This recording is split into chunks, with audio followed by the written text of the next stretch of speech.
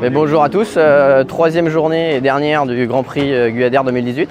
Donc là on patiente un petit peu parce que le vent est très faible ce matin et il va rentrer en début d'après-midi, donc on devrait être sur les midi et demi à peu près sur l'eau. Ouais, c'est des super belles journées sous le soleil, c'est génial. Je trouve que la règle est bien faite, du coup les bateaux sont assez proches en performance et ça permet de faire de belles régates. Je suis le plus jeune à courir sur ces courses-là, donc c'est hyper sympa parce que déjà moi j'ai pas mal d'aide et c'est globalement un super niveau, donc ça me permet d'évoluer assez rapidement et voir que le bateau marche bien. On est second au général aujourd'hui et par contre on se bagarre avec 3-4 autres bateaux qui naviguent très bien, donc on mouille notre maillot pour être là où on est.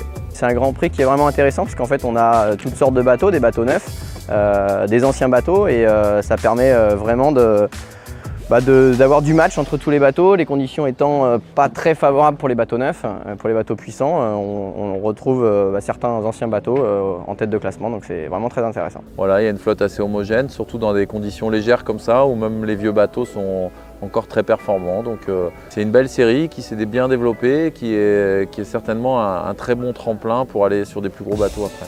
Le leadership change assez souvent, on a quand même Jean Galfion qui est très souvent en tête, et un bateau très polyvalent. Et le Grand Prix Guyader en classe 40, il est dominé par un perchiste, pas par un marin, donc ça change un peu, mais c'est bien. Très grand cru.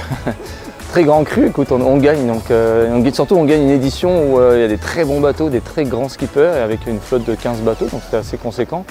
Et des grands noms de la voile à bord de certains bateaux, puis surtout des bateaux beaucoup plus récents que le nôtre, et c'est extra quoi, c'est grisant, c'est l'aspect sportif, c'est la compétition, c'est la bagarre.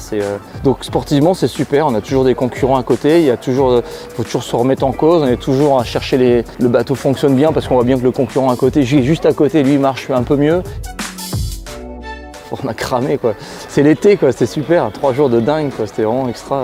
Ça donne tous les gens je pense qui connaissent rien à la voile, les invités qu'on a eu à bord, ils ont été emballés quoi, ils ont envie de naviguer tous les jours maintenant. C'est ça aussi la magie de Douarnenez, du Grand Prix.